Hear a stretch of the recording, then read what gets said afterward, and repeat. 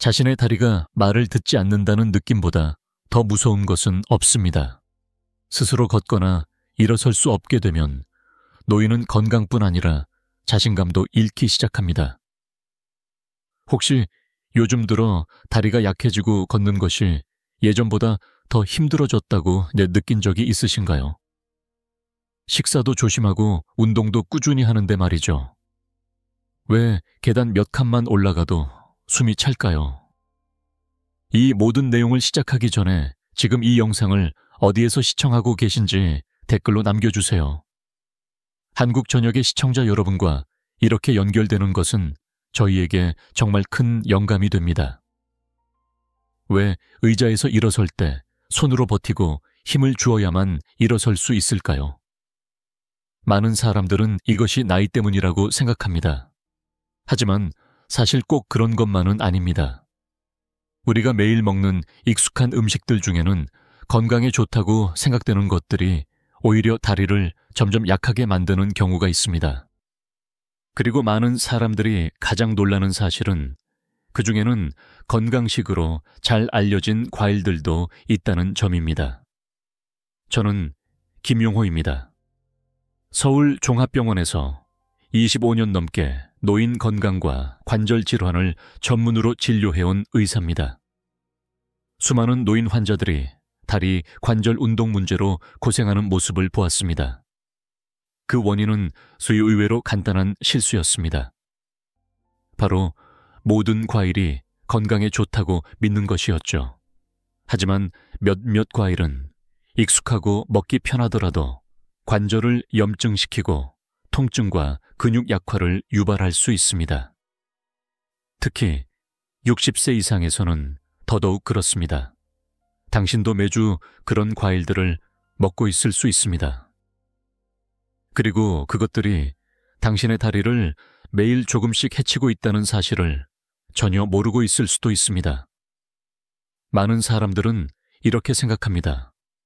과일이잖아요. 비타민이랑 식이섬유 덩어리인데 어떻게 해롭겠어요.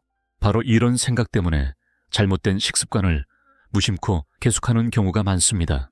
실제로는 노년층 식단에 자주 등장하는 아주 흔한 과일들 중 일부가 다리를 점점 약하게 만들고 관절에 은은한 통증을 일으키며 시간이 지날수록 걷는 것을 힘들게 만들 수 있습니다.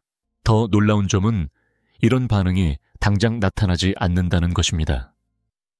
몇 달에 걸쳐 천천히 진행되기 때문에 눈치채기 어렵습니다. 그러다 보면 어느 순간 걷다가 다리가 쉽게 피로해지고 오래 앉아 있으면 무릎이 저릿저릿하고 계단을 오를 때는 다리가 무거워지는 느낌이 듭니다. 그리고 거의 아무도 모르는 사실 하나. 바로 그 무해해 보이는 과일들 중 일부가 이 모든 문제의 숨은 범인일 수 있다는 것입니다. 그렇다면 도대체 어떤 과일들이 문제일까요?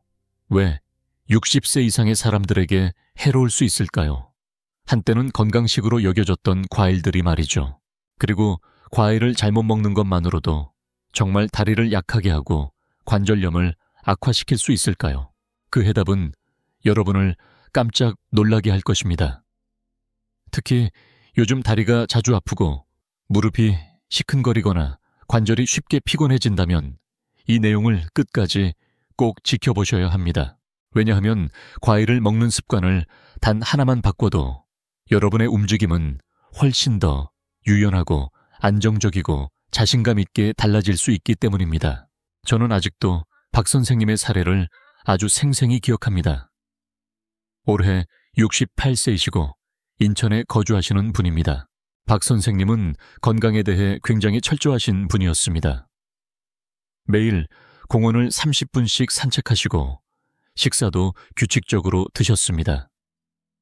특히 식후에는 꼭 과일을 드셨습니다. 비타민도 보충되고 소화에도 좋다는 믿음 때문이었죠.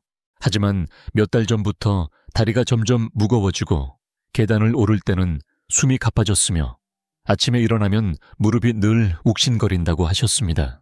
처음엔 나이 들어서 그렇겠지 하고 생각하셨답니다. 하지만 점점 더 심해져 의자에서 일어나는 것도 힘들고 조금만 오래 앉아 있어도 다리가 저릿하고 조금만 걸어도 금세 지쳐버리는 상황이 된 겁니다. 가족들이 걱정되어 병원에 모시고 왔고 제가 식단을 자세히 살펴본 결과 박 선생님은 매일 주 3가지 종류의 과일을 꾸준히 드시고 계셨습니다. 문제는 그 과일들이 산성도와 당 함량이 높은 종류들이었다는 점입니다. 젊은 사람들에겐 큰 문제가 안 될 수 있지만 노년기에는 이런 과일들이 관절의 만성적인 염증을 유발하고 다리 근육을 지탱해주는 혈관에 손상을 줄 수 있습니다. 이것이 바로 박 선생님의 하지 혈류순환 저하 관절, 통증 움직임 저하의 주요 원인이었던 것입니다. 박 선생님은 깜짝 놀라시며 이렇게 말씀하셨습니다. 나는 건강하게 잘 먹는 줄 알았는데 좋다고 믿었던 것이 오히려 문제였네요. 이 이야기는 결코 특별한 사례가 아닙니다. 실제로 많은 노년층이 비슷한 상황에 놓여 있지만 원인이 과일일 거라고는 생각하지 못하고 계신 거죠. 하지만 박 선생님처럼 과일 몇 가지를 식단에서 바꾸는 것만으로도 다시 걷기 편해지고 무릎 통증이 줄고 일상생활에서의 자신감과 활력을 되찾을 수 있으니 아직도 보고 계시다면 댓글에 숫자 1을 남겨주세요. 지금 이 순간에도 저와 함께 해주시는 걸 알고 싶습니다. 다. 그렇다면 왜 이런 일이 일어나는 걸까요? 이유는 아주 단순하지만 많은 사람들이 놓치고 있는 사실입니다.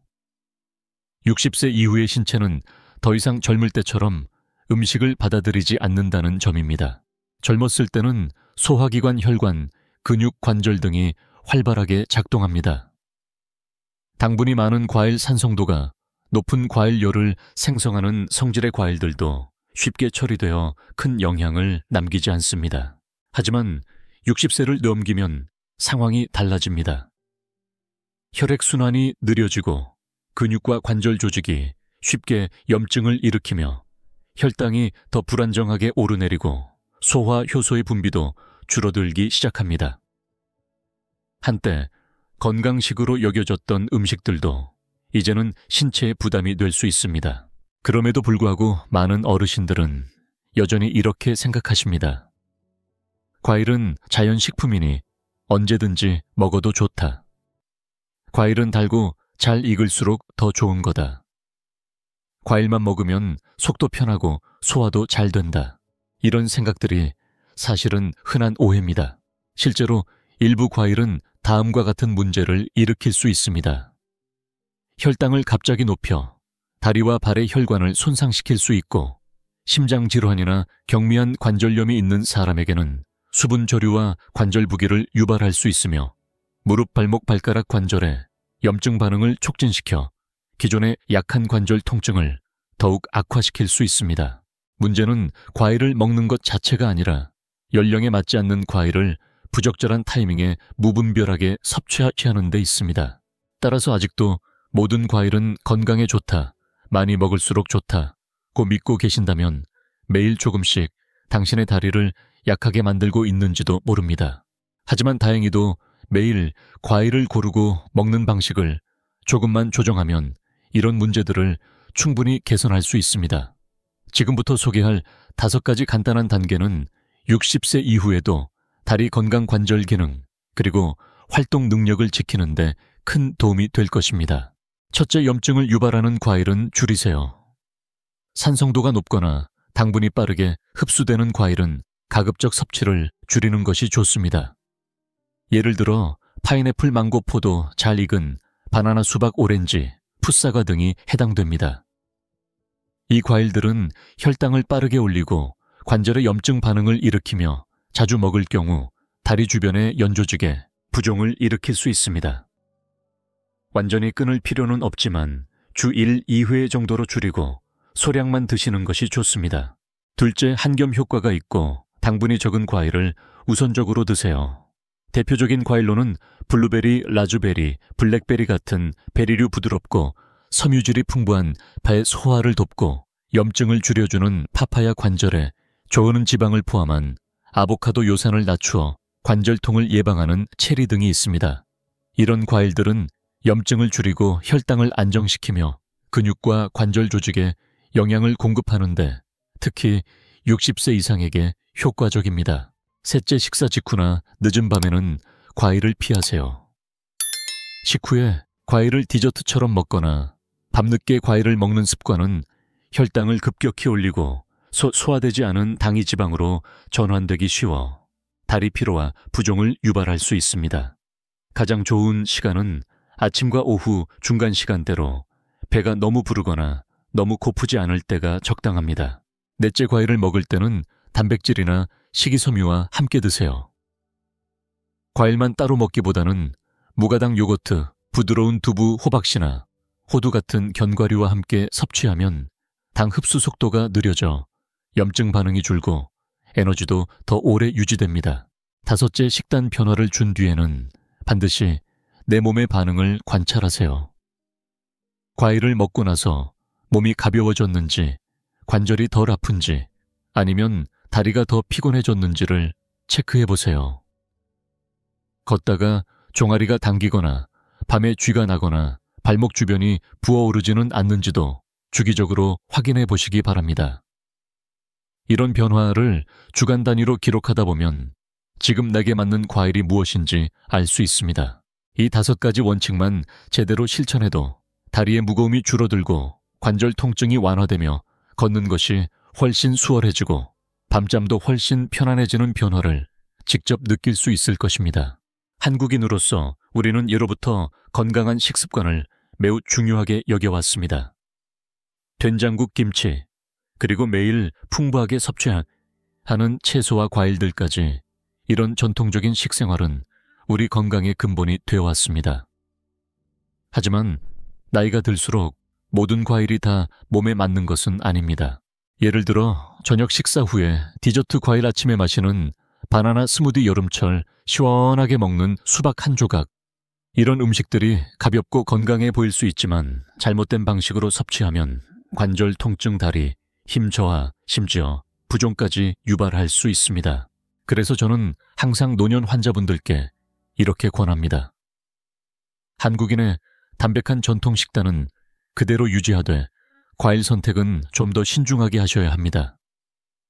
망고, 포도, 파인애플보다는 당분이 적고 염증 반응을 줄여주는 한국산 배, 파파야, 베리류 같은 과일로 바꿔보세요. 그리고 저녁에 과일을 드시고 싶다면 가능하면 오후 7시 이전에 무가당 요거트나 아몬드 몇 알과 함께 드시는 것이 혈당 급증을 막고 부담을 줄이는 데 좋습니다. 과일을 완전히 끊을 필요는 없습니다. 다만 올바른 종류를 올바른 시간에 올바른 방법으로 섭취하면 70세가 넘은 지금도 매일 아침 공원 산책을 거뜬히 하실 수 있습니다. 저의 많은 환자분들 역시 처음엔 이렇게 생각하셨습니다. 과일은 달수록 좋은 거야. 많이 먹을수록 건강에 좋지. 그래서 식사 후에도 여전히 파인애플, 망고, 포도를 즐겨 드셨고 무릎 통증이나 다리 피로는 그냥 나이 탓이라고 넘기곤 하셨습니다. 하지만 과일의 종류를 바꾸고 섭취 시간을 조절하고 약간의 단백질과 함께 먹도록 식습관을 조금만 바꾼 후 불과 몇 주 만에 눈에 띄는 변화를 경험하셨습니다. 예전에는 아침에 일어날 때 무릎이 뻣뻣하고 조금만 걸어도 다리가 쉽게 피로해졌으며 밤에는 쥐가 나 잠을 설치는 일이 잦았습니다. 그런데 바꾼 뒤로는 걸음이 훨씬 가벼워지고 계단을 올라가도 통증이 줄고 밤잠도 깊어졌으며 다리 저림도 거의 느끼지 않게 되었다고 말씀하십니다. 이 모든 변화는 약에서 온 것이 아닙니다. 바로 몸의 변화에 맞는 과일 선택에서 시작된 것입니다. 당신도 여전히 지금까지의 습관을 이어갈 수 있습니다. 그러나 그럴 경우 다리는 점점 더 약해지고 말 것입니다. 또는 오늘 이 순간부터 아주 작은 변화를 시작할 수도 있습니다. 매 끼니마다 매번 과일을 고를 때마다 조금씩 다르게 선택함으로써 당신은 다시금 삶의 균형과 자신감을 되찾을 수 있습니다. 작은 변화에서 분명한 차이를 느끼기 시작하면 건강한 노년을 위한 관리가 결코 복잡하거나 어려운 일이 아님을 자연스럽게 깨닫게 됩니다. 핵심은 단 하나 올바르게 이해하고 올바르게 실천하는 것. 그렇게만 하면 우리 몸은 스스로 회복하려는 놀라운 힘을 보여줍니다. 정리하자면 모든 과일이 노화된 몸에 다 맞는 것은 아닙니다. 일부 과일은 관절에 염증을 일으키고 다리를 약하게 만들며 당신의 움직임에서 원래 가지고 있던 유연함과 안정감을 서서히 빼앗아갈 수 있습니다. 그러나 매일 먹는 과일을 조금만 다르게 고르고 섭취하는 방식과 시간을 바꾸는 것만으로도 통증은 줄어들고 걷는 것이 한결 가벼워지며 약에 의존하지 않고도 삶의 주도권을 되찾을 수 있습니다. 제가 오늘 여러분께 전하고 싶은 메시지는 이것입니다. 나이가 들었다고 해서 무력해질 필요는 없습니다. 건강은 언제든 되찾을 수 있습니다. 단지 아주 작은 실천부터 하루 3끼 식사 속에서 시작하면 됩니다. 오늘 이 정보가 유익하셨다면 비슷한 고민을 하고 있는 가족이나 친구분들과 함께 나눠주세요. 그리고 저희 프로그램을 구독하시고 매일 더 건강하고 더 능동적인 삶을 위한 실천 팁을 놓치지 마시기 바랍니다. 끝으로 꼭 기억해 주세요. 이 프로그램의 내용은 참고용으로 제공된 것이며 특정 질환이 있거나 약을 복용 중이시라면 반드시 전문의와 상담하시기 바랍니다.